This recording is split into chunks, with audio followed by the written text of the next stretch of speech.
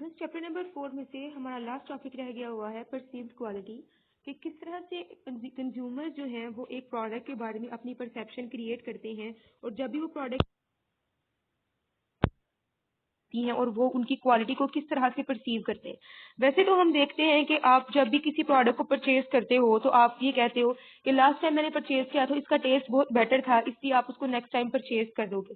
ठीक है, जो आपकी परसीव्ड प्राइस थी कि कुछ कंज्यूमर्स को लगता है कि प्राइस फेवरेबल है, कुछ कंज्यूमर्स को लगता है कि प्राइस अनफेवरेबल है, उस तरह से हम क्वालिटी के बारे में देखेंगे कि क्या हमारे कंज्यूमर जो है वो क्वालिटी को किस तरह से परसीव करते हैं। ठीक है, किसी भी प्रोडक्ट की क्वालिटी को परसीव करना इजी होता है, सर्विस की क्वालिटी को परसीव करना मुश्किल होता है। ऑब्वियस सी बात है कि प्रोडक्ट्स जो हैं वो हमारे टेंजिबल प्रोडक्ट्स हैं, हम उनको देखते हैं, यूज करते हैं और उनके बेनिफिट्स को क्वांटिफाई कर सकते हैं, इसलिए हम उनकी क्वालिटी को भी बेहतर तरीके से अंडरस्टैंड कर सकते हैं।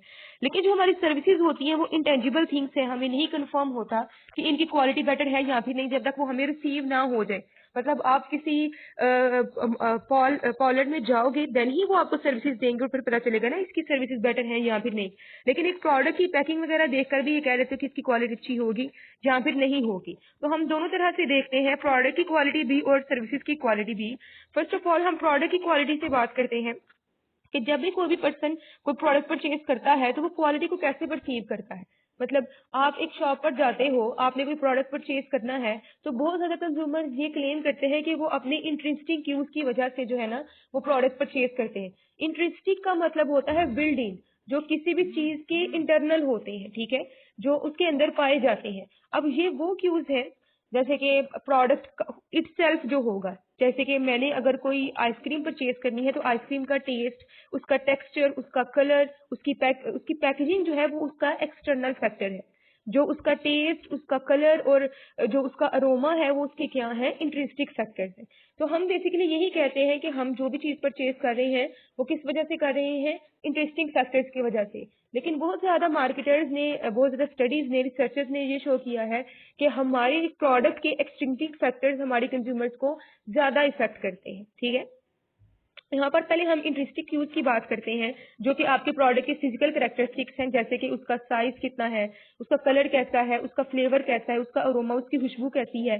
ठीक है, जैसे कि आप अपनी जो भी आपको आइसक्रीम पसंद है, वैसे तो यहाँ पर सारे फ्रोजन डिजर्ट्स ही मिलते हैं। अगर आप आइसक्रीम खाना चाहते हो, मतलब आप मैग्नम खाते हो और आपको उसका टेस्ट जो है वो पसंद आता है, तो दूसरी ब्रांड की अगर आप आइसक्रीम खाओगे तो उसमें आपको जो टेस्ट में डिफरेंस है वो फील हो जाएगा।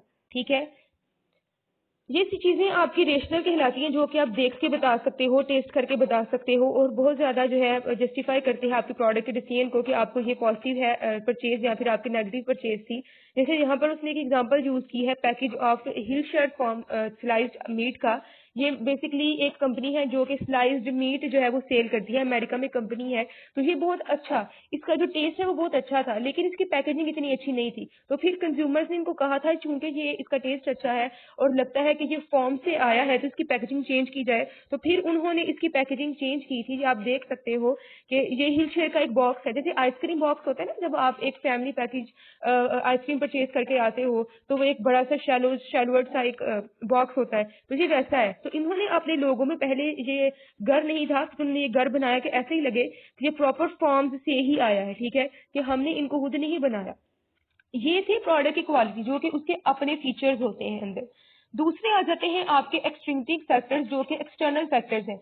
आपने फॉर एग्जांपल अगर आइसक्रीम ही परचेज करनी है तो उसका फ्लेवर, उसका कलर, उसका जो टेस्ट था वो तो आपके इंटरेस्टिक फैक्टर्स हो गए, लेकिन उसकी पैकेजिंग कैसी थी, आपने इसको कहाँ से परचेज किया, वो सारे क्या है, एक्सटर्नल या फिर एक्सट्रिंसिक फैक्टर्स। ठीक है, कहते that is characteristics that are not inherit in the product. ये वो सारे करेक्टरिस्टिक्स हैं जो कि आपकी प्रोडक्ट के अंदर नहीं होते, लेकिन फिर भी क्वालिटी को जज करने में हमारी हेल्प करते हैं। एग्जाम्पल उसने यूज की है कि आप जो है, जैसे कि मैंने कहा आइसक्रीम, आप एक आइसक्रीम खाते हो और दूसरी आइसक्रीम साथ में खाते हो तो आपको दोनों के टेस्ट में डिफरेंस नजर आता है। लेकिन अगर आपको जो है आंखों पे पट्टी बांध दी जाए और आपके सामने डिफरेंट आइसक्रीम रखी जाए जिसके कवर का आपको नहीं पता, जिसका आपको नहीं पता कि ये कौन सी आइसक्रीम है, तो कहते हैं कि बहुत ज्यादा लोगों ने अपनी ही फेवरेट आइसक्रीम को भी नहीं पहचाना था कि इन सब में से उनकी फेवरेट आइसक्रीम कौन सी है। मतलब कि आपने सिर्फ और सिर्फ वो एक स्टैंडर्ड बनाया होता है कि मैंने ये वाली चीज यूज करनी है। एक्चुअल में जो उसकी टेस्ट या उसका जो अरोमा होता है, हमेशा आप उस वजह से प्रोडक्ट परचेज नहीं करते। आप उसके ब्रांड की वजह से, उसकी पैकेजिंग की वजह से और उसके वेंडर की वजह से भी परचेज करते हैं। ठीक है, यहाँ पे कहता है कि जैसे कि ऑरेंज जूसेस हैं, आपको पता है कि ये जो आपको ऑरेंज जूसेस मिलते हैं, कहीं पे भी उसमें ऑरेंज का कोई जो है वो जिक्र नहीं होता। ऑरेंज के यूज करके वो जूसेस नहीं बनाए जाते, बल्कि वो सिर्फ एक फ्लेवर्ड होता है। ठीक है, अब जो जूसेस येलो कलर के होते हैं, ऑरेंज कलर के होते हैं, आपको लगता है कि ये जूस ठीक है, और जो दूसरे कलर के होंगे, जैसे कि अक्सर जूसेस आपको ग्रीन कलर में मिलते होंगे या फिर आपको पर्पल कलर में मिलते होंगे, तो आपको लगता है कि ये रियल नहीं हो सकता। ये जो रेड आपको स्टिंग वगैरह मिलती है, तो आप कहते हो कि ये भी सारी चीजें फ्लेवर्ड ही है। वो तो जूस आप पी रही हो वो भी है ही फ्लेवर्ड ही, लेकिन सिर्फ उसने कलर जो है वो ऑरेंज रखा हुआ है। ठीक है, तो वही कहता है कि सिर्फ देखकर आप जो है ये अंदाजा लगा लेते हो कि ये ठीक है या फिर नहीं। वो सारे आपके क्या कहलाते हैं, एक्सट्रिंसिक फैक्टर्स कहलाते हैं। ठीक है, यहाँ पर और उसने कहा है कि एक स्टडी की गई थी कंज्यूमर्स के ऊपर। दो तरह के कंज्यूमर्स थे जिनके सामने श्रिम्प और चीज वगैरह रखी गई थी। एक को जो है उन्होंने एक नॉर्मल से इन्वायरमेंट में बिठाया और एक को श्रिम्प और चीज देकर एक एलिगेंट से बहुत किसी अच्छे से रेस्टोरेंट में बिठाया। तो जो रेस्टोरेंट वाले थे वो उनको लगा कि इसकी क्वालिटी बेटर है, हालांकि प्रोडक्ट दोनों सेम थे। ठीक है, जैसे कि अक्सर ऐसा होता है कि आप जो है वो किसी मैकडोनल्ड का या फिर फ्रैंकोस का खाते हो बर्गर, और जब आप बाहर से बर्गर खाते हो तो आपको उनके टेस्ट में माइनस का डिफरेंस नजर आता है। लेकिन आप मैकडोनल्ड को जरा पे करके आते हो और कहते हो नहीं उसकी क्वालिटी तो अच्छी है ना, अगर महंगा है तो उसकी क्वालिटी तो अच्छी है ना। तो यहाँ पर उसने यही टेस्ट जो है वो रिसर्च की कि जो लोग रेस्टोरेंट में बैठकर खाना खाते हैं, वही श्रिम्प और चीज जो कि वो बाहर बैठकर खा रहे थे किसी अनएलिगेंट से इन्वायरमेंट में, उनकी क्वालिटी उसको अच्छी नहीं लगी। लेकिन दूसरे कंज्यूमर्स को उसी प्रोडक्ट की क्वालिटी, चूंकि वो एक एलिगेंट से इन्वायरमेंट में बैठे थे, क्वालिटी बेटर लगी। ठीक है, ये इसने स्टडीज की है। उसके अलावा जो इसने बताया है कि हमारी प्रोडक्ट की क्वालिटी में उसके एक्सटर्नल फैक्टर में और बहुत सारी चीजें आ जाती हैं कि एक्चुअल एक्सपीरियंस चाहे हमारा प्रोडक्ट के साथ ना भी हो, क्योंकि जब आपने फर्स्ट टाइम कोई प्रोडक्ट परचेज करना है तब आप उसकी क्वालिटी को कैसे मेजर करते हो, on the basis of their prices, on the brand image, on manufacturer image और रिटेलर्स, या उसके अलावा जिस कंट्री से वो बनाया गया होता है। आपको पता है कि जब भी कोई चीज बाहर की कंट्री से आएगी, अमेरिका से है या फिर किसी दूसरी कंट्री से, तो आप उसको खुद ही परसीव कर लेते हो कि ये पाकिस्तान वाली चीज से बेटर ही होगी। ऐसा ही है ना। तो अगर हम देखें और ओवरऑल अगर देखा जाए तो हमारी कंज्यूमर्स की परसेप्शन ऐसी है कि क्वालिटी प्रोडक्ट की जो एक्सटर्नल इंटरनल फैक्टर्स हैं, जो उसके बिल्डिंग फैक्टर्स हैं, उस पर फोकस करने की बजाय वो एक्सटर्नल फैक्टर्स पर ज्यादा ध्यान देते हैं।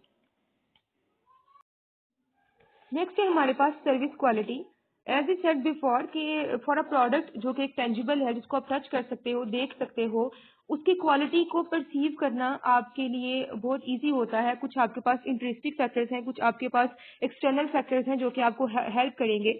लेकिन सर्विस जो है, जब आप किसी को कोई सर्विस दे रहे होते हो तो it is an intangible thing, जिसको आप देख नहीं सकते, जिसको आप टच नहीं कर सकते। वो यही कहता है कि basically services are intangible, variable and perishable. Variable करने का कहने का क्या मकसद है कि एक सर्विस एक टाइम पर एक पर्सन अगर दे रहा है, तो नेक्स्ट टाइम जब वही पर्सन सेम सर्विस दे रहा होगा तो जरूरी नहीं है कि दोनों की क्वालिटी सेम हो। एग्जाम्पल मैं आपको देती हूँ कि कभी कभी आपको क्लास टीचर बहुत अच्छा पढ़ाता है और वही टीचर आपको कभी कभी अच्छा नहीं पढ़ा पाता। ठीक है, तो एक ही पर्सन जब सर्विसेज प्रोवाइड कर रहा होता है तो वो वेरी कर जाती है। ठीक है, और पेरिशेबल होती हैं। पेरिशेबल होने का मतलब ये है कि जिस टाइम पर आपको वो सर्विस प्रोवाइड की जा रही है, आप सिर्फ उसी टाइम उस सर्विस को रिसीव कर सकते हो। जब टाइम गुजर जाता है उसके बाद आप उसको रिसीव नहीं कर सकते। जैसे कि अगर आपकी क्लास में आपका लेक्चर हो रहा है, तो आपके लेक्चर का टाइमिंग जो है उसके अंदर आप उस सर्विस को ले सकते हो। जब वो टाइम गुजर जाएगा फिर आप उसको यूज नहीं कर सकते। पेरिशेबल का मतलब होता है ना कि जब जल्दी खत्म हो जाना, खराब हो जाना। तो इसका भी यही मतलब है कि सर्विसेज इंटेंजिबल होती हैं, सर्विसेज वेरिएबल होती हैं, पेरिशेबल होती हैं, and they are also simultaneously produced and consumed. इसका क्या मतलब है कि सर्विसेज जो हैं जैसे प्रोड्यूस की जा रही होती हैं वैसे से साथ में दी जा रही होती है। प्रोडक्ट्स का तो ऐसा नहीं ना होता। पहले प्रोडक्ट्स बनाए जाते हैं, फिर उनको जो है अपने रिटेलर्स को दिया जाता है, फिर रिटेलर जो है वो आगे से वन बाय वन करके अपने कंज्यूमर्स को सेल करते हैं। अब प्रोड्यूसर वाले केस में देखा जाए तो उस केस में यह है कि अगर कोई प्रोडक्ट बनाया उसका डिफॉल्ट आपको सामने से नजर आ जाता है। फॉर एग्जाम्पल अगर आप कोई पेन बनाते हो और पेन में आप स्प्रिंग नहीं डालते तो आपको नजर आ जाएगा कि इस पेन में स्प्रिंग नहीं है, वो डिफॉल्टेड प्रोडक्ट आप साइड पे कर दोगे, वो तो सेल ना होगा। लेकिन सर्विसेज में ऐसा नहीं होता। सर्विसेज में जो भी आप प्रोडक्ट बना रहे हो, जो भी आप सर्विसेज डिलीवर कर रहे हो, वो साथ ही साथ कंज्यूम भी होती जानी है। जैसे कि हेयर कट है, अगर आप किसी सैलून में जाते हो हेयर कट के लिए, तो वो अगर आपका हेयर कट खराब कर देता है तो क्या वो उस टाइम ठीक किया जा सकता है? नहीं ना किया जा सकता। तो ये है, ये इसके कुछ करेक्टरिस्टिक्स हैं सर्विसेज के, इसको आप अंडरलाइन कर लें कि आपकी सर्विसेज का आउटकम ऐसा है कि आपके साइड बाय साइड चल रही होती हैं ये चीजें, ठीक है। कंज्यूमर जब भी सर्विसेज की क्वालिटी को परसीव करने लगते हैं तो वो सरोगेंट की उसको फोकस करते हैं।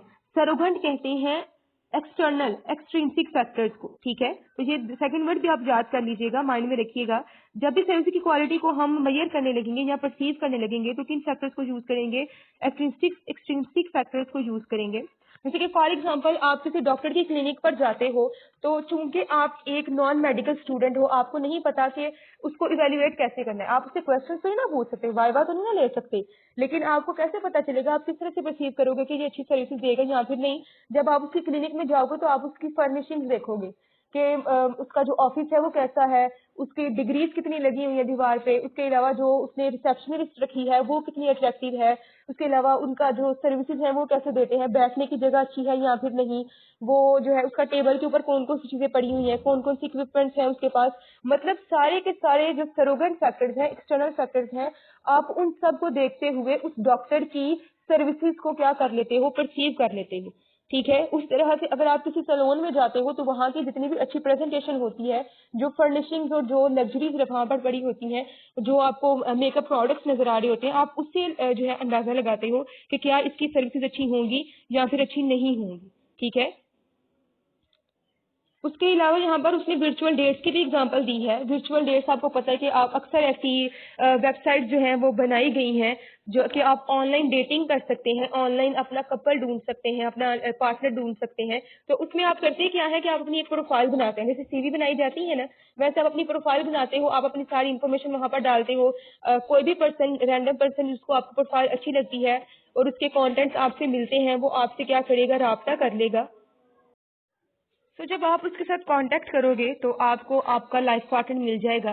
लेकिन वहां पर जिन फैक्टर्स को देखते हुए आपको लगा कि ये मेरा लाइफ पार्टनर बन सकता है, जो उसकी जो एक सीवी थी, जो उसने अपनी इन्फॉर्मेशन गिवन की हुई थी, वो सारे क्या है, एक्सटर्नल फैक्टर्स है। आप उस पर्सन के इंटरेस्टिंग फैक्टर्स को नहीं देख सकते, ठीक है। तो ये वाली एग्जाम्पल भी ठीक है, लेकिन जो ऊपर आपको एग्जाम्पल डॉक्टर वाली क्लिनिक की दी है वो ज्यादा बेटर है। उसके बाद जो मैंने आपको एक चीज एक्सप्लेन की है कि जरूरी नहीं है कि जो आपकी सर्विसेज हैं वो सेम रहे, ठीक है। जैसे कि मैंने आपको कहा कि एक ही प्रोफेसर आपको एक दिन पे अच्छी तरह से पढ़ा रहा है, अच्छी तरीके से लेक्चर डिलीवर कर रहा है, वही प्रोफेसर हो सकता है कि किसी दिन आपको अच्छी तरीके से ना पढ़ाए, ठीक है। जैसे कि आपको एक दिन आपसे खाना अच्छा बन जाता है, दूसरे दिन आपसे खाना अच्छा नहीं बनता।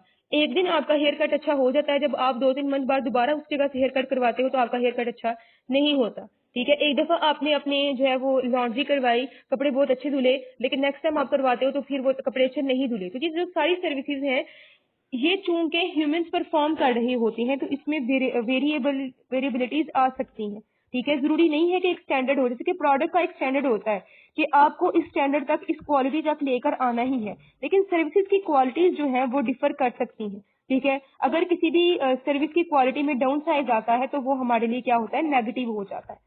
उसके बाद कहता है कि प्रोडक्ट जो है, जैसे कि मैंने आपको पहले भी एक्सप्लेन किया था कि पहले हम प्रोडक्ट्स को बनाते हैं, फिर उनको सेल करते हैं और फिर हमारे कंज्यूमर्स तक पहुंचते हैं आहिस्ता आहिस्ता। सर्विसेज ऐसी नहीं होती, ठीक है। उसके बाद कहता है कि जो सर्विसेज की क्वालिटी है उसको डिफरेंट टाइमिंग भी बहुत ज्यादा इफेक्ट करती है। टाइमिंग कैसे इफेक्ट करती है? जो आपके पीक पीरियड्स होते हैं उसमें कंज्यूमर्स बहुत ज्यादा आ रहे होते हैं ना। जब आपके पीक पीरियड्स हैं, जब जैसे कि हेयर कट है तो फ्राइडे को मेरे ख्याल में जो सैलून्स होते हैं वहां पर लड़कों की लाइन लगी होती है, ठीक है। उसी तरह से जब ईद होती है तो लड़कियों की लाइन होती है सैलून्स में कि उन्होंने अपने जो है वो मतलब थ्रेडिंग्स वगैरह और प्लकिंग वगैरह करवानी होती है, फेशियल्स वगैरह करवाने होते हैं। तो वो पीक पीरियड्स होते हैं ना उनके, जैसे कि रेस्टोरेंट में 7 बजे के बाद वाली टाइमिंग जो रात को होती है वो उनकी पीक टाइमिंग होती है। तो जब पीक टाइमिंग होगी, कंज्यूमर ज्यादा होंगे, हमने ज्यादा लोगों को सर्विसेज देनी होंगी, तो उस केस में हमारी सर्विस की क्वालिटी अफेक्ट हो सकती है, ठीक है। तो यहाँ पर वो यही कहता है कि ड्यूरिंग पीक डिमांड आवर्स जो आपकी क्वालिटी है सर्विस की मे भी डिक्लाइन कर जाए। लेकिन बहुत ज्यादा होटल्स और बहुत ज्यादा ये जो आपके सर्विस कंपनीज होती हैं वो इस चीज को मैनेज कर लेती हैं। कैसे मैनेज करती हैं कि जो उनके अच्छे सर्विसमैन होते हैं उनको जो है पीक आवर्स के टाइम पे रखती हैं और जो है जो पहले वाले वो डिस्काउंट्स रख लेती हैं, क्योंकि उनका पीक टाइम पता है कि होटल्स में पीक टाइम 7 PM के बाद वाला होता है। तो अगर कोई अर्ली डाइनर्स आते हैं, अर्ली बर्ड्स आते हैं जो कि 7 बजे से पहले ही खाना खाने आ जाते हैं, तो फिर हम उनको लेस एक्सपेंसिव खाना देंगे। हम अपने कंज्यूमर्स को, अपने जो कस्टमर्स होंगे उनको एक जो है वो दे रहे हैं, हम उनको प्रोवाइड कर रहे हैं एक फैसिलिटी कि अगर आप इन आवर्स के बाद में आते हो या पहले आते हो तो फिर आपको इस तरह की सर्विसेज दी जाएंगी। ठीक है। उसके बाद कहता है कि जो हमारी सर्विस की क्वालिटी को परसीव करने का सबसे बेटर फ्रेमवर्क हमारे रिसर्चर्स ने हमें दिया है वो एक्सपेक्टेशंस और परसेप्शन है।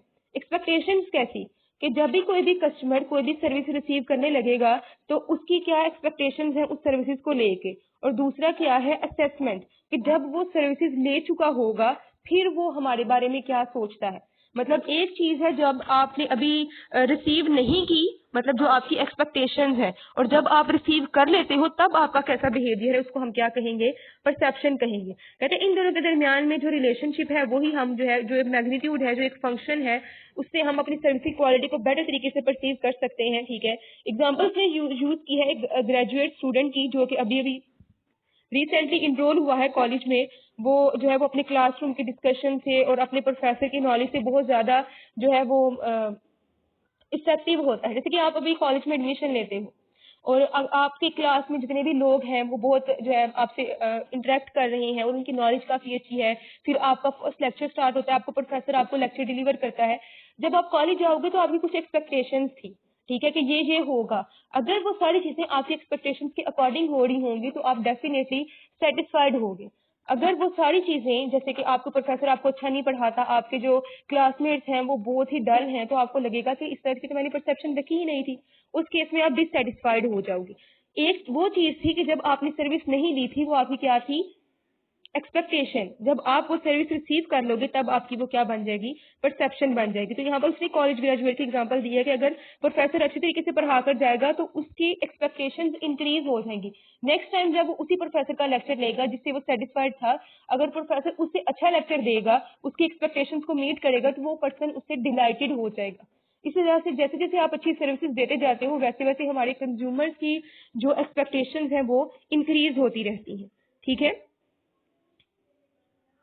हमें अपनी अगर एक दफा अच्छी सर्विसेज दे रहे हैं तो हमें अपने लेवल ऑफ सर्विसेज को मेंटेन करके रखना होता है। अगर हम सर्विसेज के लेवल को मेंटेन करके नहीं रखते तो हमारे कंज्यूमर्स की जो एक्सपेक्टेशंस है वो डाउन साइज होना शुरू हो जाएंगी। हमारा एक्सपेक्टेशन लेवल बहुत ज्यादा मैटर करता है हमारी कंपनी की बेटरमेंट के लिए।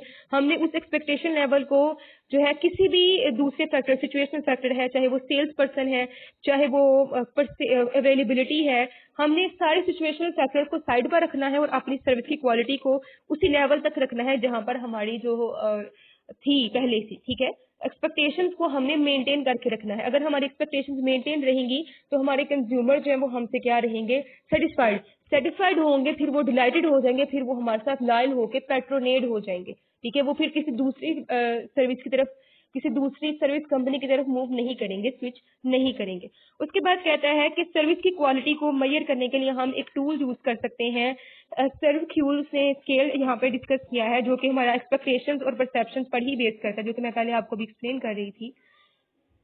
कहता है ये दो फैक्टर्स के डिस्क्रिपेंसीज को मेजर करता है। डिस्क्रिपेंसीज मतलब गैप। कौन कौन से टू फैक्टर्स हैं, पहला है आउटकम। वही बात कि जब आप कोई सर्विस रिसीव कर लेते हो, जब आप सर्विस परचेज कर लोगे उसके ऊपर आपकी रिलायबिलिटी। जैसे कि आपने एक अपनी फ्लाइट परचेज की, आपने टिकट परचेज की और आपने जो है वो लाहौर से कराची जाना था। क्या आप लाहौर से कराची उतने टाइम पीरियड में पहुंच चुके हो? मतलब आपने वो वाली सर्विस रिसीव कर ली है ना। क्या आपका आउटकम वैसा ही है जैसा कि आपने एक्सपेक्ट किया था? ठीक है। और दूसरी चीज आ जाती है आपके processes, which focuses on how the core services were delivered, कि किस तरह से आपको सर्विसेज डिलीवर की गई थी। वो सारी क्या कहते हैं आपके प्रोसेसेस। जैसे कि मैंने आपको कहा कि आपने टिकट परचेज की लाहौर से कराची की, अगर आप जो है टाइमली कराची पहुंच जाओगे इसका मतलब है कि आपकी आउटकम आपको रिसीव हो गई। दूसरे आ सकते हैं प्रोसेसेस। जब आप फ्लाइट में गए तो आपको कितनी अच्छी सर्विसेज दी गई, आपको मील दिया गया कि नहीं दिया गया, आपको जो है वो गाइड किया गया या फिर नहीं किया गया, जो एयर होस्टेस थे उन्होंने आपको होस्ट किया या फिर नहीं, आपके जो पीपल थे आपके अराउंड जो कि आपको सर्विस दे रही थी, जिन्होंने वो आपसे पोलाइटली बात कर रहे थे या फिर नहीं कर रहे थे। मतलब अगर 2 घंटे का सफर है तो उस 2 घंटे में आपको किस तरह की सर्विसेज दी गई, कौन कौन से प्रोसेसेस में आपको सर्विसेज देंगे, वो सारी क्या कहलाएंगे, प्रोसेसेस या फिर परसेप्शन कहलाएंगी। और आउटकम्स आपकी एक्सपेक्टेशन। अगर आपको फ्लाइट के अलावा दूसरी एग्जांपल दूं तो अगर आप किसी ब्यूटी पार्लर जाते हो, जब जैसे ब्राइड जाती हैं ब्यूटी पार्लर, तो ब्राइड बनाने से पहले, ब्राइडल मेकअप करने से पहले वो बहुत ज्यादा एक्स्ट्रा सर्विसेज भी प्रोवाइड करती हैं। ठीक है, तो जो ब्राइडल मेकअप आप तैयार होके दिखेंगी वो आपकी आउटकम होगी, और जो उससे पहले वो आपको सर्विसेज दे रहे थे, आपका मैनिक्योर, आपका पेडिक्योर और जो भी हेयर कलर डाई वगैरह वो कर रहे थे आपका, वो सारे क्या थे, प्रोसेसेस थे। ठीक है, नेक्स्ट है प्राइस क्वालिटी रिलेशनशिप। वेल, सबसे पहले तो उसने एक इलस्ट्रेशन यूज की है, आपके सामने ये 6 शर्ट्स हैं। अगर आप इनको ध्यान से देखो तो मतलब विदाउट एनी फर्दर इंफॉर्मेशन आप इसके सामने से जब देखोगे तो आपको कौन सी सबसे ज्यादा एक्सपेंसिव लग रही है या फिर आप कौन सी जो है इनमें से चूज करोगे। आप अपनी थिंकिंग के अकॉर्डिंग कोई भी चूज कर सकते हो, आपके माइंड में जो भी चीज आ रही हो। Shirt A B C D and E and F, ये 6 शर्ट्स आपके सामने हैं, जो भी आपको अट्रैक्टिव लगती है या जो भी आपको लगता है कि ये वाली शर्ट सबसे महंगी होगी, आप वो चूज कर लें। ठीक है, यहाँ पर जो बेसिकली इलस्ट्रेशन यूज की है उसके साथ उसने एंड नोट्स अटैच किए हैं। एंड नोट्स आपके चैप्टर के एंड पर बताए गए हैं। उसने यही कहा है कि सबसे पहले तो आप जो है इस पिक्चर को देखें, इन 6 पिक्चर्स को, और जो भी शर्ट्स आपको महंगी लगती हैं, ये नहीं कह रही कि पसंद आ रही हैं, जो आपको लगता है कि बहुत एक्सपेंसिव होंगी वो अपने माइंड में बिठाएं कि जैसे कि for example A B C D E F में से कोई भी जो है वो 2 आप सिलेक्ट कर लें। ठीक है, फिर उसके बाद वो कहता है कि आप एंड नोट्स पर जाएं। एंड नोट्स अगर मैं आपके बुक के ओपन करूं तो आप ये देख सकते हो, आप अपनी बुक के एंड पर एंड नोट्स ओपन करोगे, इस चैप्टर के जो 48 वाले उसने बताया है आपको, तो यहाँ पर आप देख सकते हो 48 वाले एंड नोट में इसने कहा है, हर शर्ट्स के बारे में इसने बताया है कि जो नंबर 1 वाली शर्ट है वो एक स्टोर है ब्लूमिंगडेल, वहां पर सेल होती है, जो कि डिजाइन की है एक जो डिजाइनर है डोनाटेला। उसके अलावा एक जो सेकंड वाली शर्ट है वो मैकी डिजाइन है और उसको जो है डिजाइन किया है पोलोनीमो में। उसके अलावा कैमिका जो है वो एक स्टोर है जहां पर आपकी शर्ट फ्री सेल होती है। मतलब हर किसी के बारे में उसने प्रॉपर इंफॉर्मेशन दी है कि कौन सी शर्ट कौन सी जगह पर सेल होती है और कौन से डिजाइनर ने उसको डिजाइन किया है। मतलब अब इन सब डिजाइनर्स के बारे में हमें इंफॉर्मेशन नहीं है, क्योंकि हम जो है वो इस तरह की शर्ट्स परचेज नहीं करते। हमें इंफॉर्मेशन है आपके डिजाइनर क्लॉथ्स के बारे में। अगर मैं यहाँ पर एक जो है डिफरेंट ड्रेसेस रखती तो उसमें से कोई जो है वो मारिया बी का होता, कोई जो है वो आपको HSY का लगता, कोई जो है वो आप जो है किसी दूसरे ब्रांड से परचेज करते, जैसे कि आपके पास थ्रेड एंड मोटिव्स वगैरह आ जाती हैं। तो आपके सामने अगर प्रोडक्ट्स रखे जाते और आपको वो सिर्फ पिक्चर्स नजर आ रही होती और आपको ब्रांड के नेम का पता ना होता, तो आपको जो चीज महंगी लग रही होती वो चूज करने के लिए कहा जाता। ठीक है, उसके साथ अगर आपको पहले तो सिर्फ पिक्चर दिखाई जाती तो वो क्या थी, आप वो देखकर एनालाइज कर रहे थे, वो आपकी क्या थी, सेंसरी इमेज। आपकी सेंसरी कैपेबिलिटी थी कि आपने उस इमेज को क्या कर लिया है, परसीव किया है। सेंसरी इनपुट था ना, स्टिमुलाई आपको दिखाया गया, वो आपकी इंफॉर्मेशन का फर्स्ट पार्ट था। जब मैंने आपको उन शर्ट्स के डिजाइनर के नाम भी बताए और स्टोर्स के नाम भी बताए, तो मैंने आपकी इंफॉर्मेशन को इंक्रीज कर दिया था। अब आपकी सेंसरी इंफॉर्मेशन थोड़ी और इंक्रीज हो जाएगी। हो सकता है कि जो पहला आपने सोचा था कि ये चीज जो है वो महंगी होगी, आप जो है जब अपने ब्रांड के बारे में, अपनी कंपनी के बारे में और उसके डिजाइनर के बारे में देखो तो आपको लगे कि ये इतनी महंगी नहीं होनी चाहिए थी।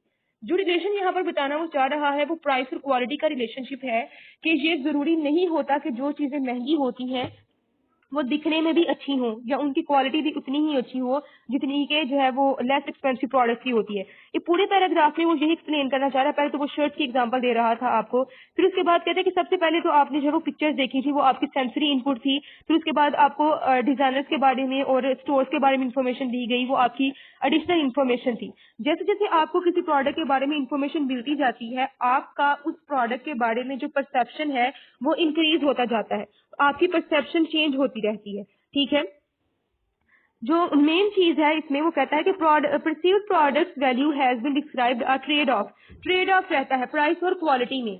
कहते हैं उसके प्राइस और क्वालिटी रिलेशनशिप तब फॉर्म होता है जब कंज्यूमर जो है वो अपनी आपकी प्राइस को इंडिकेटर रख लेते हैं। मतलब जितनी भी किसी चीज की प्राइस ज्यादा होगी उतनी ही उसकी क्वालिटी भी ज्यादा होगी। इसको क्या कहता है, कहा जाता है प्राइस एंड क्वालिटी रिलेशनशिप। हम में से बहुत से लोग ऐसे होते हैं जो कि महंगी चीजें परचेज कर लेते हैं, चाहे वो अच्छी हो या ना हो। जैसे कि यहाँ पर उसने नीचे एक स्टडी को एक्सप्लेन किया है कि यूएस में एक स्टडी की गई और काफी लोगों के जो है ना वो एंकल पेन रखी गई। वो एंकल में कुदरती तौर पे दर्द नहीं था बल्कि इलेक्ट्रिक शॉक की वजह से उनको एंकल पेन दी गई और सबको जो है वो पील्स दी गई, मेडिसिन दी गई एक। ठीक है, उसमें से आधे लोगों को कहा गया कि ये $2.50 की है और आधे लोगों को कहा गया कि ये 10 सेंट्स की है। मतलब अगर मैं आपको पाकिस्तानी करेंसी में बताऊं तो आधे लोगों को कहा गया कि वो हम 2 रुपए की सेल कर रहे हैं और आधे लोगों को कहा कि ये 10 पैसों की है। आपको पता है कि 100 पैसे मिलकर 1 रुपये बनाते हैं। ठीक है, तो कुछ लोगों को कहा गया कि वो 10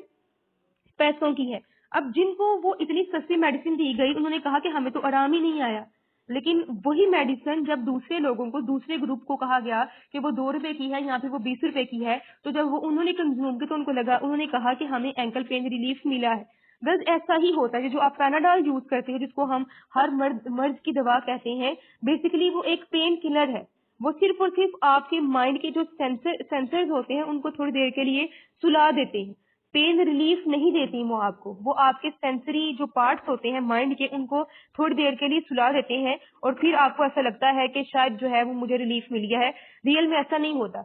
जो मेडिसिन होती हैं बेसिकली उनमें वही आइटम यूज किए जाते हैं, वही उनके इंग्रेडिएंट्स होते हैं जो कि महंगी मेडिसिन के होते हैं। लेकिन हम में से अक्सर लोग, मैं खुद भी यही जो है वो परसीव करती हूँ कि जितनी मेडिसिन महंगी होगी उतना ही आपको आराम ज्यादा आएगा। जितने महंगे आप फेस वॉशेज और जितनी महंगी आप जो है वो फेस क्रीम यूज करेंगे उतना ही ज्यादा आपको उससे बेनिफिट होगा। लेकिन जरूरी नहीं है कि हर दफा ऐसा ही हो। ठीक है, कि प्राइसेस जो है are not the only indicator to check the quality of any product. ये रिलेशनशिप हमारे माइंड में होना चाहिए। एक और चीज ने यहाँ पर एक्सप्लेन की है कि जब भी आप अपने प्रोडक्ट को बंडल्स में सेल करते हो, जैसे कि आपने एक पेन खरीदने की बजाय पूरा पेन का पैकेट परचेज कर लिया, ठीक है, तो उसमें आपके कंज्यूमर जो है ना वो उस प्राइस को, हम उसको थोड़ा कम प्राइस करके देते हैं। आप कहते हो ना कि मैं एक पेन खरीदता हूँ तो मुझे 5 रुपए जो क्या आता है, और अगर मैं पूरा पैकेट खरीद लूंगा तो वो कम रुपए का मुझे मिलता है, तो आपको अंदर बेनिफिट मिल जाता है 3-4 रुपए का। तो इस तरह से जब आप बल्क में चीजें सेल करते हो तो आपको ज्यादा फायदा हो जाता है उसकी पैकेजिंग से और बंडल्स में सेल करने से। ठीक है, और उसके बाद कहता है कि some price quality perceptions are related to personal happiness. अक्सर ऐसा होता है कि आपको एक चीज चाहिए होती है, ठीक है, लेकिन आपको ये नहीं पता कि वो आपकी कौन सी सेटिस्फेक्शन को फिल करेगी। ठीक है, कुछ लोगों को महंगी चीज मिल जाती है तो वो सेटिस्फाइड होते हैं, और कुछ लोगों के पास पैसा बहुत ज्यादा होता है लेकिन जो चीज उनको चाहिए होती है वो नहीं मिल रही होती। ये भी एक स्टडी की गई थी, लोगों से पूछा गया, ये ऑनलाइन एक ब्लॉगर था, उसने जो है एक अपना सर्वे कंडक्ट किया था और उसने लोगों से पूछा था कि वो राइट डाउन करें 10 जो है मोस्ट एक्सपेंसिव चीजें जो उन्होंने अपनी लाइफ में परचेज की हैं। ठीक है, और 10 उन चीजों के नाम लिखें जो कि उनकी हैप्पीनेस, जब उनको परचेज करने के बाद बहुत ज्यादा हैप्पीनेस हुई थी। तो देखा गया कि डिस्क्रिपेंसी है बहुत ज्यादा महंगी चीजों में, और जो चीजें जिन चीजों ने उनको हैप्पीनेस प्रोवाइड की थी उन दोनों में बहुत ज्यादा गैप था। जैसे कि अगर आप एक्सपेंसिव वेडिंग्स करती हैं तो जरूरी नहीं है कि आपको उससे उतनी ही खुशी मिलेगी। आप जितना पैसा खर्च करेंगे उतनी ज्यादा आपको खुशी नहीं मिल सकती।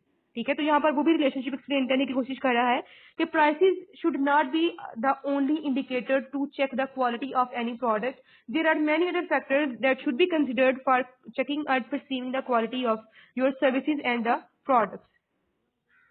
नेक्स्ट है हमारे पास store image and perceived quality. Means जिस स्टोर से आप अपने प्रोडक्ट्स परचेज करोगे उसकी भी जो इमेज है वो बहुत ज्यादा इफेक्ट करता है आपकी परचेजिंग के ऊपर।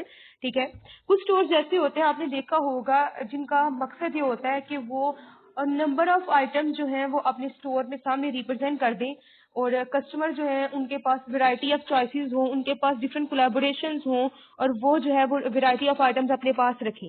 ठीक है, लेकिन जरूरी ये नहीं होता, ये भी आपके मतलब अगर आपका स्टोर की क्वालिटी अच्छी है तो ये जरूरी नहीं है कि आप नंबर ऑफ आइटम्स जो है वो वहां पर शो करें, क्योंकि जो प्रोडक्ट असॉर्टमेंट है वो होनी चाहिए, हर किसी स्टोर में होनी चाहिए, लेकिन इतनी ज्यादा वेरिएबिलिटी हो कि कंज्यूमर्स को पता ही ना चले कि कौन सी चीज परचेज करनी है, वो चीज हमारे लिए इफेक्टिव नहीं होगी। यहाँ पे कहता है कि जो भी आपके प्रोडक्ट के स्टोर का जो इमेज है, जो भी रिटेल स्टोर जहाँ से आप परचेज करने जा रही हो, उसकी असॉर्टमेंट में उसकी टाइप और विल्थ प्रोडक्ट की होनी चाहिए। ग्रॉसरी रिटेलर्स हैं जहाँ पर आपको बहुत ज्यादा प्रोडक्ट्स मिल जाते हैं, लाइनें लगी होती हैं लंबी लंबी प्रोडक्ट्स की, वहां पर हमारे कंज्यूमर जो है वो डेली शॉप करते हैं, ठीक है, तो वो उससे वैसे ही पेट्रोनाइज्ड हो गए होते हैं। दूसरी साइड पे आ जाते हैं in contrast whole food market. अच्छा गाइस, आपके जो घरों के बाहर रिटेल स्टोर्स हैं उनकी अगर आप एग्जांपल हो तो आप उनके साथ ऑलरेडी लॉयल्ड हो, ठीक है, जब भी आपके लिए कोई चीज परचेज करनी होती है तो आप उन्हीं से परचेज करते हो। दूसरे जनरल स्टोर्स आ जाते हैं जैसे कि अल फतेह है, मैंने आपको इसके पहले भी एग्जांपल दी थी। आपको पता है कि उसके प्रोडक्ट बहुत महंगे होते हैं, एक्स्ट्रा ही महंगे होते हैं, वो उन्होंने प्राइस को इतना हाई कर दिया होता है कि बहुत ही लिमिटेड नंबर ऑफ कस्टमर जो है वो वहां से परचेसिंग कर सकते हैं। यहाँ पर उसने एग्जांपल की है, यूज की है होल फूड मार्केट की। होल फूड एक कंपनी है अमेरिका में जो कि बहुत ही ज्यादा ऑर्गेनिक फूड प्रोवाइड करता है, बहुत ज्यादा हेल्दी फूड लेकर आता है, और वो हर फूड को, है तो एक रिटेलर शॉप ही ना, बनाता तो नहीं है ना फूड, वो उन मैन्युफैक्चरर से सिर्फ और सिर्फ फूड आइटम्स लेकर आएगा जो कि स्कैंड होते हैं, जिनके ऊपर कोई हाइड्रोजनेटेड फैट्स यूज नहीं हुई होती, ठीक है, मतलब अपने आप को ये क्लेम करता है कि वो बहुत ज्यादा जो है आपको ऑर्गेनिक फूड प्रोवाइड करता है और हेल्थियर है। लेकिन हर कोई पर्सन होल फूड मार्केट से परचेजिंग नहीं कर सकता क्योंकि उनकी प्राइसेस जो है वो आम स्टोर से बहुत ज्यादा हाई है। इसीलिए जो होल फूड का एक स्लोगन बन चुका है, उसको उसका रख दिया हुआ है होल पे चेक। पे चेक मतलब कि आप जाएं और अपना सारा का सारा जो है ना पैसा वहीं पर लगाएं। पे चेक जो आपको रिसीव हुआ है, जो आपको सैलरी मिली थी, आप होल फूड पर जाएंगे तो वहां पर यूज हो जाएगा, मतलब वो इतना महंगा स्टोर है। तो इस तरह से अगर आप ऐसा करोगे तो आपकी जो इमेज है वो खराब होती है। तो जैसे कि मैं आपको बता रही थी कि कुछ स्टोर्स ऐसे हैं जहां पर उन्होंने प्रोडक्ट्स की असॉर्टमेंट बहुत ज्यादा रखी हुई है, वैरायटी बहुत ज्यादा रखी होती है, और आप उनके साथ लॉयल होते हो। लेकिन कुछ प्रोडक्ट्स के रिटेलर्स ऐसे होते हैं जहां पर वो बहुत ही लिमिटेड से नंबर रखते हैं लेकिन ब्रांडेड प्रोडक्ट्स रखते हैं, ठीक है। कुछ हमारे कस्टमर जो हैं वो ब्रांड ओरिएंटेड होते हैं, स्टोर इमेज को देखते हुए। ब्रांड इमेज, स्टोर इमेज और प्राइसेस, इन तीनों फैक्टर्स को इकट्ठा अपने माइंड में सोचते हैं, सेंसरी इनपुट रखते हैं, और फिर वह क्वालिटी और प्राइस को इंडिकेट करते हैं और परसीव करते हैं, ठीक है।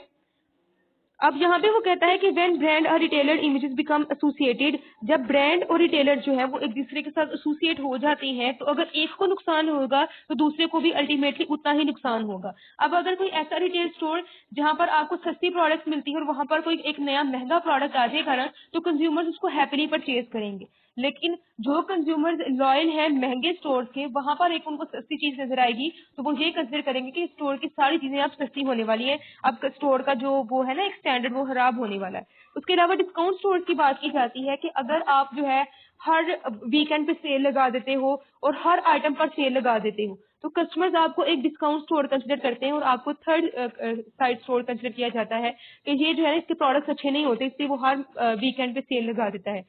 इन रिलेटिव टू दो स्टोर्स जो कि मंथ में एक दफा सेल लगाएंगे और चंद आइटम्स पर लगाएंगे। इससे होता क्या है कि लोगों को लगता है कि ये एक सोफिस्टिकेटेड सा स्टोर है जो कि कभी कभी सेल लगाता है। बार बार सेल लगाने की वजह से भी आपके स्टोर का इमेज क्या होता है, खराब होता है। नेक्स्ट हम बात कर लेते हैं manufacturers image and perceived quality की। मैन्युफैक्चरर जो जिस कंपनी का प्रोडक्ट आप यूज कर रहे हो, बस अगर हम रियल वर्ल्ड की बात करें और हम अगर पाकिस्तान की बात करें तो बहुत ज्यादा कंज्यूमर्स ऐसे हैं जो कि ब्रांड्स को प्रोडक्ट की नेम की वजह से जानते हैं, कंपनी की वजह से नहीं जानते। जैसे कि अगर आपने मार्केटिंग पढ़ना स्टार्ट ना की होती तो आपको ये कभी भी नहीं पता चलना था कि कोलगेट की कंपनी कोलगेट नहीं बल्कि पामोलिव है, ठीक है। आपको ये नहीं पता चलना था कि पेप्सी की कंपनी कोई पेप्सी नहीं है बल्कि पीछे कोका कोला कंपनी है, ठीक है। ये आपको चीजें तब पता चली जब आपने मार्केटिंग पढ़ना स्टार्ट की। उसी तरह से अगर हम अपने रियल वर्ल्ड की बात करें तो बहुत कम ऐसे कस्टमर्स हैं जो कि मैन्युफैक्चरर के साथ लिंक्ड होते हैं या मैन्युफैक्चरर के बारे में इंफॉर्मेशन रखते हैं। आपको ये नहीं पता होता कि जो प्रोडक्ट आप यूज कर रहे हो, जिसके साथ आप पैटर्नाइज्ड हो, वो बेसिकली किस जगह से बना है, कौन से मैन्युफैक्चरर ने उसको मैन्युफैक्चर किया है। बहुत ज्यादा एग्जांपल्स हैं इसकी। मतलब आप कहते हो कि मैंने कोलगेट टूथपेस्ट चूज करनी है या फिर हम डेली जो है डिटोल सोप चूज करते हैं, डिटर्जेंट्स आप यूज करते हो, तो पीछे से ब्रांड क्या है, एक ही है, यूनिलीवर, ठीक है। तो कंपनी मैन्युफैक्चरर का इमेज जो है वो भी कभी कभी हमारी क्वालिटी को अफेक्ट कर लेता है, लेकिन अगर मैं देखूं पाकिस्तान के अंदर तो किसी को भी मैन्युफैक्चरर की इमेज अफेक्ट नहीं करेगी। उनको सिर्फ और सिर्फ हमारे प्रोडक्ट के नेम के साथ ही एसोसिएटेड होते हैं। ठीक है। अब जहां पर जो कंपनीज जो कस्टमर्स कंपनीज के साथ मैन्युफैक्चरर के साथ एसोसिएटेड होते हैं, वो जब भी किसी प्रोडक्ट की क्वालिटी को परसीव करने लगेंगे तो मैन्युफैक्चरर को भी माइंड में रखेंगे। इसकी बेस्ट एग्जांपल है आपके लिए आईफोन। जब भी आप कोई भी स्मार्टफोन परचेज करने जाते हो और आपका शॉपकीपर आपको दो ऑप्शन देता है, कहता है ये सैमसंग है और ये जो है एप्पल है, आईफोन कंपनी का मोबाइल है, आईफोन है एप्पल कंपनी का मोबाइल है, दोनों में से तुम कोई भी परचेज कर सकते हो। तो आप कौन सा चूज करोगे? डेफिनेटली अगर आपके पास मनी है तो आप आईफोन परचेज करोगे, क्योंकि आपको पता है कि एप्पल जो है एक ऐसी कंपनी है जो कि बाकी सारी इलेक्ट्रिक कंपनी से डिफरेंट प्रोडक्ट बनाकर देती है। ठीक है। एक और टर्म उसने इंट्रोड्यूस करवाई है इंस्टीट्यूशनल एडवर्टाइजिंग की। इंस्टीट्यूशनल एडवर्टाइजिंग नाम से पता चल रहा है कि आप अपनी कंपनी के इमेज को एडवर्टाइज करें रादर कि आप अपने ब्रांड को एडवर्टाइज करें। जैसे कि आपको नहीं पता था कि जो भी आप डिटर्जेंट एंड सोप्स वगैरह यूज करते हैं वो यूनिलीवर कंपनी के हैं, तो कितने ऐसे प्रोडक्ट्स हैं जो कि नेस्ले कंपनी के हैं। ठीक है। गर्ल्स आप बड़े जो है वो बिस्किट्स और कुकीज यूज करते हो, कैंडीज यूज करते हो, जिनके नाम के साथ जिनका नाम को तो आपको पता है, लेकिन आपको ये नहीं पता कि ये पीक प्रिंस की है। पीछे से कैंडी बिस्किट है या फिर आपका प्रिंस बिस्किट है, ये सारी कंपनी पीछे से एक ही है। कौन सी? Peak Prince. बहुत सारे बिस्किट्स ऐसे हैं जो कि बिस्कोनी कंपनी के हैं। तो कंपनी पीछे से एक होती है। जब हम कंपनी को प्रमोट करते हैं, कंपनी के इमेज को हम अपने कस्टमर्स के माइंड में डिजाइन करते हैं, उसको क्या क्या कहा जाता है? Institutional advertising. जब कंपनीज को एडवर्टाइज किया जाता है रादर के प्रोडक्ट को एडवर्टाइज करना। ठीक है। यहाँ पर उसने बहुत बड़ी एग्जांपल यूज की है, साइमन कंपनी। ये एक इलेक्ट्रिक कंपनी है जो कि बिजली बनाती है। ठीक है। अब जब साइमन ने जो है अपने अपनी अंदर चेंजेस लेकर आया और उसने अपना एक स्लोगन बनाया। अब उसका स्लोगन जरा चेक करें, the world of tomorrow needs answers that last. ठीक है। हमारी जो आने वाली जनरेशन होंगी उनको ऐसे आंसर्स चाहिए जो कि रहें। ठीक है। मतलब जो जिनके जो आंसर्स ऐसे हों जो कि चेंज ना हो, जो फ्लेक्सिबल ना हो, जो हमने कहा हो वैसा ही हो। अब वो बिजली बनाने वाली कंपनी है, अगर हम देखें तो उसने एंटिसिपेशन की है, फ्यूचर जनरेशन के बारे में भी सोचा है, उसने ग्रीनरी की बात की है। मतलब हमारा जो इन्वायरमेंट है, जो हमारे इर्द गिर्द की चीजें हैं वो भी सफाई साफ सुथरी होनी चाहिए। ठीक है। तो इसके इस स्लोगन को बहुत ज्यादा पसंद किया गया। बेसिकली ये एक कोग्लोमरेट है, ये एक कोलैबोरेशन है कंपनीज का जो कि इलेक्ट्रिसिटी प्रोड्यूस करती है। जब इस स्लोगन को बनाया गया तो लोग चूंकि साइमन कंपनी के साथ एसोसिएटेड थे, उनको पता था कि ये कंपनी ऐसी है जो कि ऐसी बिजली पैदा करती है जिससे नुकसान नहीं होता। तो अगर किसी ऐसे इलाके में जहाँ पर साइमन कंपनी ने अपने विंड मिल्स लगाए होंगे, अक्सर आपने देखा होगा कार्टून्स में, अगर आप करेज द कबरी डॉग देखते होते थे तो उनके घर के बाहर एक विंड मिल सा लगा होता था। ठीक है। जो घूमता रहता था, ये अक्सर आपने देखा होगा। अगर आप बहुत फॉरफ्रंट एरिया में चले जाएं तो आप पाकिस्तान में भी कहीं कहीं विंड मिल्स को यूज किया जाता है जो हवा से बिजली बनाई जाती है। ठीक है। तो कहता है कि अगर साइमन कंपनी के साथ आप एसोसिएटेड हैं तो आपका घर के पास अगर वो कोई विंड मिल लगा देंगे तो आपको मतलब कोई बुरा फील नहीं होगा। आपको पता है कि वो ऐसा कोई नुकसान नहीं पहुंचाएंगे आपको। लेकिन वो लोग जो कि उससे अवेयर नहीं है वो इस चीज को बुरा मान सकते हैं। ठीक है। उसके अलावा उसने एक और जहाँ पर केस डिस्कस किया है वॉलमार्ट का। वॉलमार्ट का आपको पता है कि जनरल स्टोर है और हम पढ़ते आ रहे हैं कि ये आपको इनएक्सपेंसिव प्रोडक्ट प्रोवाइड करता है, एक जनरल स्टोर है। लेकिन गर्ल्स इसके बारे में एक नेगेटिव कंपेन स्टार्ट की गई थी, एक एलिगेशन लगाया गया था, इसके ऊपर इल्जाम लगाया गया था कि ये अनफेयर लेबर प्रैक्टिसेस करता है। मतलब अपने जो लेबर है उनको सही तरीके से मोटिवेट नहीं करता, कंपनसेट नहीं करता, सेक्सुअल डिस्क्रिमिनेशन है, मतलब लड़कों को जॉब दी जाती है, लड़कियों को जॉब नहीं दी जाती। उसके अलावा पब्लिकेशन जो ऐसा डाटा यूज करता है जो कि अमेरिकन को नुकसान पहुंचाता है, मतलब डिस्क्रिमिनेशन कर रहा है। अमेरिकन में जो व्हाइट पर्सन है उनको सर्विसेज देता है लेकिन ब्लैक पर्सन को सर्विसेज नहीं देता। इस तरह की एलिगेशन लगाई गई। फिर वॉलमार्ट का जो था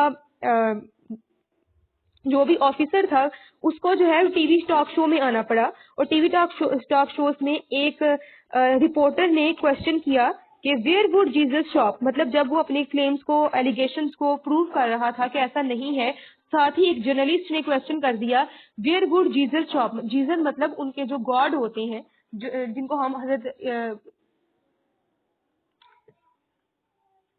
ईसा कहते हैं। ठीक है। उनकी बात कर रहा है कि क्योंकि वो क्रिश्चियंस होते हैं ना, तो उनको उसने इस तरह का क्वेश्चन कर दिया कि आप डिस्क्रिमिनेशन करते हो तो फिर जीसस कहाँ से शॉपिंग करेंगे। ठीक है, मतलब उसने किसको यूज किया। गर्ल्स आपको मैंने एक टर्म जो है वो पिछले वाले टेक्स्ट में इंट्रोड्यूस करवाई थी, हेलो इफेक्ट के नाम से। हेलो इफेक्ट जिसको कहा गया था कि आप एक ऐसी चीज के साथ उसको एसोसिएट कर रहे हो जो कि बहुत ज्यादा क्या है, प्रेस्टिजियस है। तो फिर ये बहुत ज्यादा नेगेटिव क्लेम हो चुका था उसके ऊपर, और बहुत मुश्किल से वॉलमार्ट ने इस सबको कवर अप किया।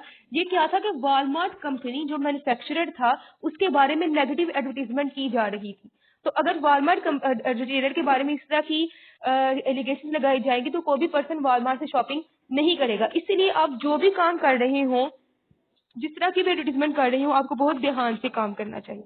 ठीक है गर्ल्स, ये आपका पूरा चैप्टर हमारा कंप्लीट हो चुका है। चैप्टर नंबर 4 हमने स्टार्ट किया था, कंज्यूमर परसेप्शन। स्टार्टिंग पे हमने ये पढ़ा था कि हमारे जो कंज्यूमर्स हैं उनकी परसेप्शन कैसे काम करती है, मेंटल लेवल, और हमने जो है वो डिफरेंट थेरीज पढ़ी कि परसेप्शन क्या होती है, हम किस तरह से परसेप्शन में से अपने इन्वायरमेंट में से स्टिमुलाई को सिलेक्ट करते हैं, सिलेक्ट करने के बाद उसको हम अंदर अपने पास्ट इवेंट के साथ एसोसिएट करते हैं, फिर ग्रुपिंग उसका क्लोजर करते हैं, और किस तरह से हम जो है ये सारे प्रोडक्ट की फिजिकल अपीयरेंस और ये चीजें हमें हेल्प करती हैं किसी भी प्रोडक्ट के बारे में इमेजिनरी क्रिएट करने में। ठीक है।